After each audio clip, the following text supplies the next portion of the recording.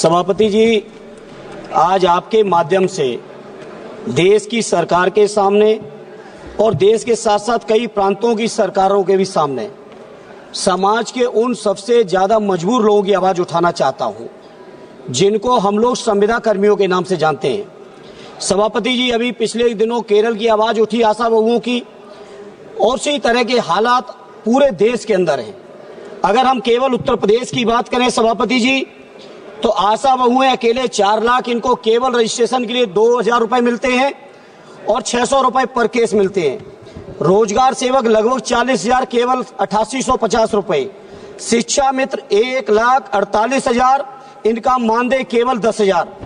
आंगनबाड़ी शाखाएं और उनकी आंगनबाड़ी कार्यकर्ती लगभग 7.5 लाख और इनको मानदेय मिलता है केवल 5,000 और 2700। इसी तरह से अनुदेशक लगभग 40,000, मानदेय केवल 8700।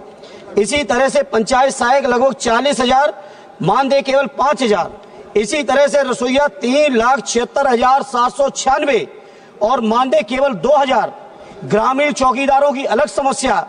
सभापति जी, मैं आपके माध्यम से केंद्र की सरकार जिसने लगातार वादे किए रोजगार देने के, लगातार भाषण चलते हैं 5वीं अर्थव्यवस्था के, आखिर ये अर्थव्यवस्था, आखिर ये इतना जो देश के अंदर संपन्नता जो डंका बजा रहे हैं बीजेपी के लोग, जो बातें करते हैं बड़ी बड़ी, जो बातें करते हैं डबल इंजन की, जो बातें करते हैं दुनिया में सबसे बेहतर इकोनॉमी की, मैं पूछना चाहता हूं, अकेले उत्तर प्रदेश के अंदर लगभग 18 लाख कर्मचारियों का ये हाल है।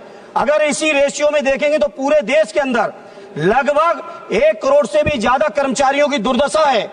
और साथ ही साथ सभापति जी, आश्चर्य इस बात का है, इसमें कहीं भी बाबा साहब भीमराव अंबेडकर जी के बनाए हुए संविधान में जो हमें रिजर्वेशन मिलना चाहिए दलित भाइयों को, जो रिजर्वेशन मिलना चाहिए पिछड़ों को, कहीं उसका कोई प्रावधान नहीं है। दिन नित नए षड्यंत्र, कैसे रिजर्वेशन को खत्म करें। रिजर्वेशन अगर सीधे खत्म नहीं कर पा रहे हैं तो आउटसोर्सिंग के माध्यम से खत्म कर दें। आउटसोर्सिंग कर्मचारियों का इतना शोषण हो रहा है सभापति जी कि मनचाही एजेंसियां हायर हो रही हैं। वो एजेंसियां अगर 10,000 रुपए सरकार पेमेंट करती है तो 3,000 से ज्यादा पेमेंट कर्मचारियों तक नहीं जाता है। सभापति 1 मिनट लेंगे बस, बहुत महत्वपूर्ण सभापति जी।